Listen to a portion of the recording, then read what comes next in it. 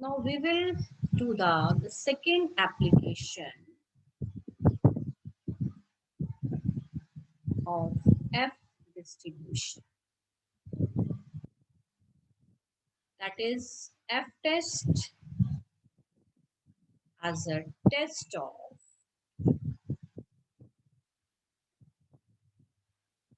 F test as a test of several population means. What does it mean? It means suppose we have more than two populations. Suppose we have more than two populations. That is, here I have taken the three populations: population 1, population 2, population 3. Suppose this represent the marks in statistics. So this, suppose this is in the students in the KMV, this is in HMV, and this is Tuaba. Right?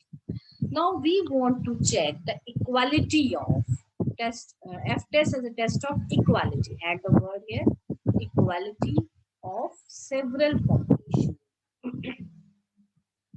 So if we want to check H naught, हम क्या set करेंगे? We want to check mu1 is equal to mu2 is equal to mu3. We want to check the population mean of the three population is same or not. ठीक है, not में कुछ भी आ सकता है. जब हम और की बात करेंगे तो mu1 mu2 के बराबर हो सकता है, लेकिन हो सकता है वो mu3 के बराबर ना हो. So at least one of the two are not equal to each other. So now we want to check in, अगर मैं एग्जाम्पल की बात करूं, जो मैंने ऊपर एग्जाम्पल दिया है, हम क्या चेक कर सकते हैं कि क्या इन तीन कॉलेजेस के mean marks in statistics same है कि नहीं है. जब हमें दो पॉपुलेशन के मीन की क्वालिटी को चेक करना है, then we will use T test as a test of difference of mean. लेकिन जब पॉपुलेशन दो से ज्यादा हो जाए तो वहां पे टी टेस्ट अप्लाई नहीं होगा. Here we will apply the F test as a test of equality of several population means. And this test is conducted with the help of a statistical technique called ANOVA. ANOVA is the analysis of variance. So what is ANOVA? इसका नाम अपना है analysis of variance, लेकिन करना क्या है? To check the, किस काम के लिए बना है? To check the equality of means more than, equality of more than two means. To check the equality of more than two means. ठीक है जी? Is it clear? So I am coming to the what is ANOVA.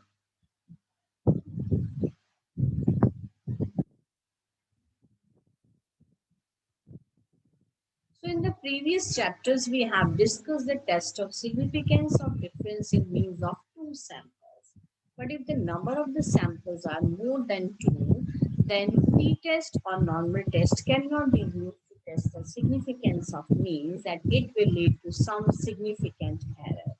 So to overcome this situation and to test the hypothesis that the means are homogeneous. Means कौन से? यहाँ पे population mean, that is they do not differ significantly from their sample mean. The technique known as analysis of variance, and it is developed by Professor R. Fisher. So what is the meaning? Analysis of variance is a powerful, इसकी theory as such is very important, so you have to remember the theory. Analysis of variance is a powerful statistical tool for testing simultaneous significance of the differences among the means of several categories, often called classes or groups, by examining the variances of the samples under consideration. So what they are saying, कह रहे हैं कि ANOVA एक ऐसी technique है जिससे हम significant check करते हैं कि क्या पॉपुलेशन मीन और sample mean more than two population के बीच का जो डिफरेंस है वो सिग्निफिकेंट है कि नहीं। That is population mean is equal. म्यू1 मान लो, सपोज करो तीन मीन लिए हमने, तो म्यू1 इज इक्वल टू म्यू2 इज इक्वल टू म्यू3। लेकिन जब हमने इसको अप्लाई करना है, तो एनोवा को जब अप्लाई करना है, जो टेक्निक ऑफ एनोवा हमने जब अप्लाई करना है, तो इसका मतलब ये है कि हम इसको कैसे चेक करेंगे, by using the variances of the sample. That's why the name of the technique is ANOVA, analysis of variance. So we will check the equality of the means by using the variances of the sample. क्योंकि population को check करना है, उसके बारे में prediction देनी है, उसके बारे में डिसीजन देना है, यूज किसको करना हमने, सैंपल।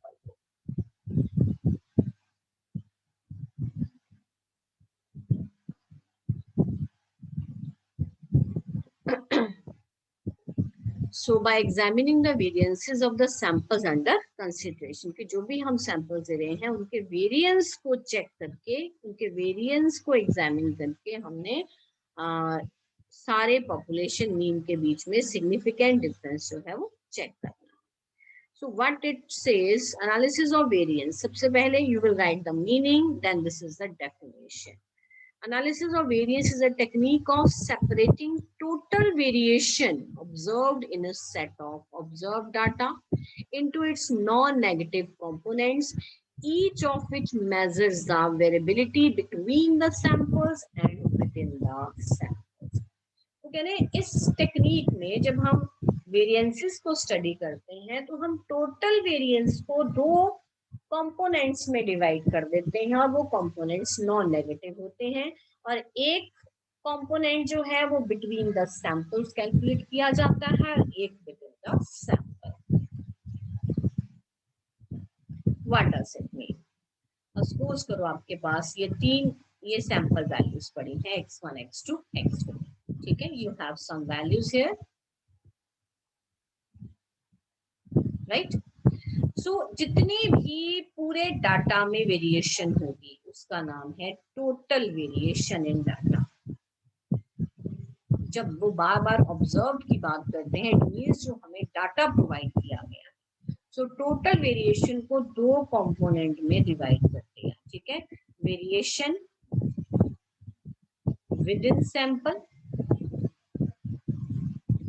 प्लस वेरिएशन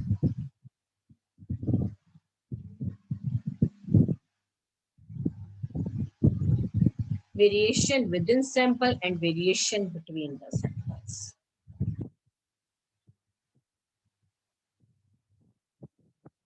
So पहले तो हमने पूरे डाटा की वेरिएशन निकाली, फिर हमने variation within the sample.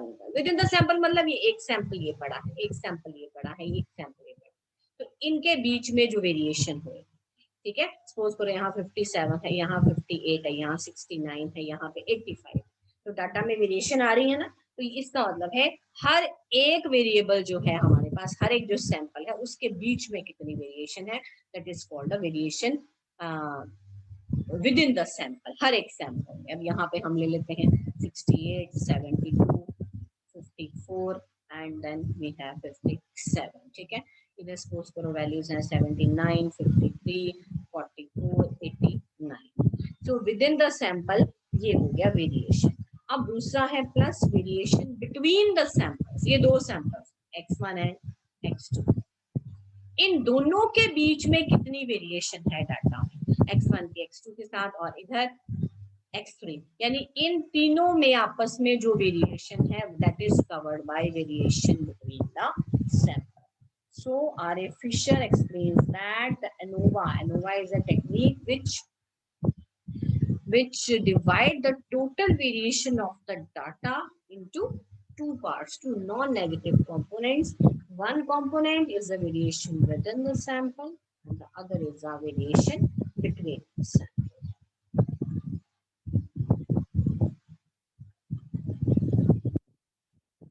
ठीक है जी.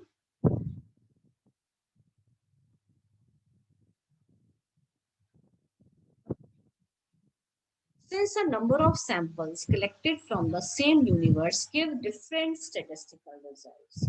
तो कह रहे हैं सपोज करो हमने एक ही जगह से डिफरेंट सैंपल्स कलेक्ट किए हैं, तो पॉसिबिलिटी क्या है, वो डिफरेंट स्टेटिस्टिकल रिजल्ट्स दे सकते हैं. आगे एग्जांपल की बात करेंगे. The variation in the data में arise due to random causes और due to some specific causes.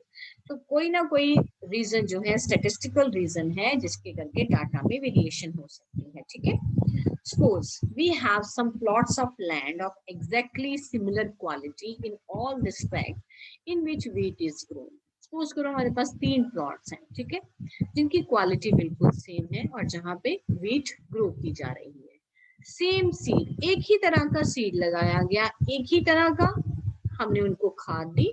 I use an identical treatment is given to all of them. It means time to time जो भी उनको treatment चाहिए था उनके बढ़ने के लिए, उनको ग्रो करने के लिए, वो सारा एक जैसा ट्रीटमेंट दिया.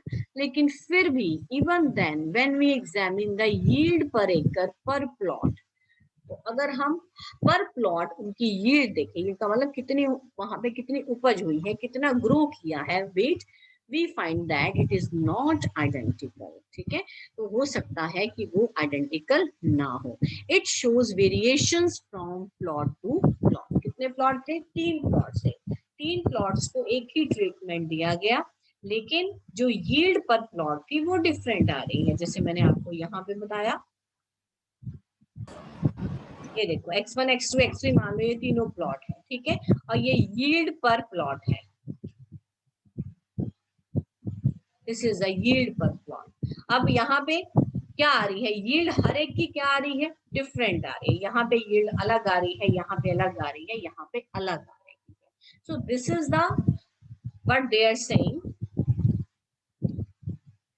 So such a variation is known as a variation due to random causes or chance causes or merely random variation. इस तरह की वेरिएशन को क्या कहते हैं, रैंडम कॉजेज. इसका आपको पर्टिकुलर, जिसकी यहाँ पे कोई बायसनेस नहीं थी, ठीक है, तो इस तरह की जो वेरिएशन है उसका एक नाम रखा गया है. कुछ भी हो सकता है, रैंडम का मतलब कुछ भी कारण हो सकता है, और merely random variation. Now suppose 5 plots are fed with one type of manure and similar 5 plots are fed with another type of. यहाँ पे वेरिएशन आ गई. यहाँ पे सबसे पहले मैन्योर की ही वेरिएशन आ गई. सो मैन्योर एक प्लॉट में एक पर्टिकुलर सेट ऑफ प्लॉट्स में अलग दिया गया, दूसरे में अलग दिया गया मैन्योर. ठीक है, with one type of manure and similar 5 plots are fed with another type of manure. Beside manure, identical treatment is given to all the fields. बाकी सिर्फ मैन्योर को छोड़ के बाकी सारे ट्रीटमेंट सेम दिए गए. Therefore, any appreciable differences in the yields of two groups of plots, दो ग्रुप्स ऑफ प्लॉट्स हैं आपके पास, जिसमें कितने कितने पड़े हुए हैं, 5 प्लॉट पड़े हैं. 2 ग्रुप हैं. This is group number 1 and this is group number 2. ठीक है जी, इसमें 5 प्लॉट है, 1 2 3 4 5. इधर भी 1 2 3 4 5. ठीक है जी, और सिर्फ मैन्योर को छोड़ के बाकी सारा ट्रीटमेंट सेम है. Therefore, an appreciable difference in the yields for two groups of plots may be ascribed to the difference in the manurial treatment and not merely to the random causes. तो अगर उन plots में जो अगर different yield आ रहा है, तो हम सीधा कहेंगे कि वहां पे मैन्योर ही हमने अलग दिया, सो दैट्स व्हाई उनके यील्ड में डिफरेंस है. तो वो एक रैंडम कॉज नहीं होगा,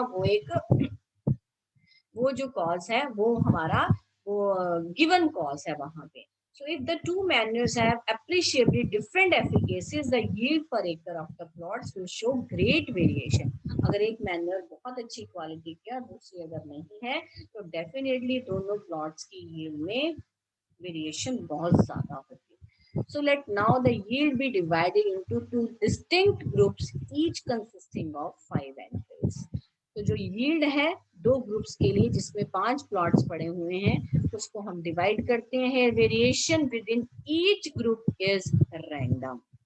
Variation within each group is random. The variation between the two groups is due to a cause other than random. ठीक है.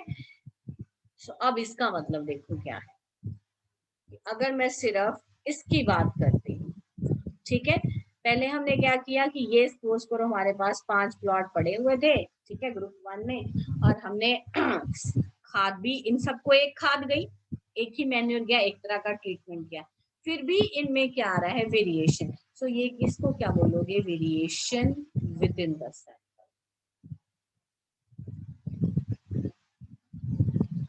और वेरिएशन और रैंडम वेरिएशन.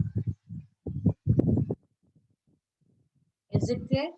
अब सिंपल उसी तरह ये इसके ऊपर भी अप्लाई होगा. अगर ये ग्रुप 2 है, एक ही मैन्यूअल लगाया गया है, इस पे मैन्यूअल 1 दिया गया है, इस पे मैन्यूअल. मैं सिर्फ अभी एक ग्रुप की बात कर रही हूँ, तो ये भी क्या आएगा, variation within the sample. और दूसरा नाम क्या है इसका, random variation, chance variation. Right.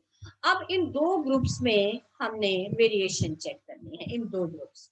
यहाँ तो पहले ही हमने M1 और M2 जो है वो अलग अलग दे दिए, तो यील्ड जो है डेफिनेटली उसमें तो फर्क आएगा ही आएगा. सो this is the variation between the samples. इनके यील्ड में, यील्ड पर एकड़ में जितना डिफरेंस आएगा that is variation within the between the sample. So there were therefore any appreciable differences in that. So if two manures have appreciably different, ये हमने पढ़ लिया ना. Now the yield be divided into two distinct groups, each consisting of 5 entries. Variation within each group is random. So the variation between the two groups is due to a cause other than random. ठीक है जी. That is a difference in the efficacies of the manures. अगर दो अलग अलग groups में manure के करके change आ रहा है तो हम कहेंगे this is the variation due to cause. Right. It's not random. और variation due to cause. Cause का मतलब कारण, हमने कारण दिया, यहाँ हमने मैन्योर M1 दिया, यहाँ पे मैन्योर M2 दिया, कॉज हमारे सामने है. और ये क्या है, इसका और नाम क्या है विद इन का, वेरिएशन ड्यू टू रैंडमनेस. यहाँ भी आएगा variation due to randomness.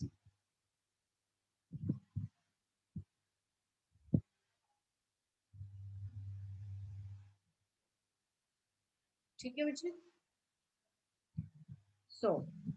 So now suppose if we find out the same measures of variation for the two groups of yield corresponding to two manures and study the ratio of the values of this measure for the two groups, we expect this ratio approximately equal to unity if the variation within each group as also the variation between the two groups is due to the random causes alone. तो कह रहे हैं अगर हम suppose करो दोनों का ही क्या आता है, सेम आता है. ठीक है. दोनों का की जो वेरिएशन है, variation due to cause and variation due to random, अगर वो सेम आ जाते हैं, ठीक है, और उनकी जब हम रेशियो लेंगे तो वो क्या आएगी, equal to unity. So therefore we can, हम क्या कह सकते हैं, if the variation within therefore we can say that the variation between the two groups is due to the random cause alone. However, if the variation within each group is due to a random causes, but that between the groups is due to causes other than random, then we expect the value of the ratio much different from unity.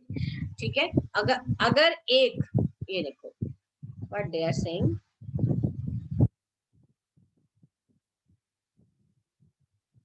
अब इसकी yield निकाली, इसकी yield निकाल के जो भी हमने value निकाली, अगर हम दोनों को डिवाइड करते हैं इसको यूज कर, और आंसर हमारा क्या आता है, 1 आता है।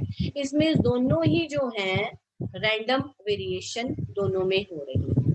अगर दोनों को डिवाइड करके नॉट इक्वल टू 1 आ रहा है, इसका मतलब जो एक वेरिएशन ड्यू टू रैंडमनेस है और दूसरी जो वेरिएशन है due to a cause, that they want to say. So this is all about this lecture. So we continue with the technique of ANOVA.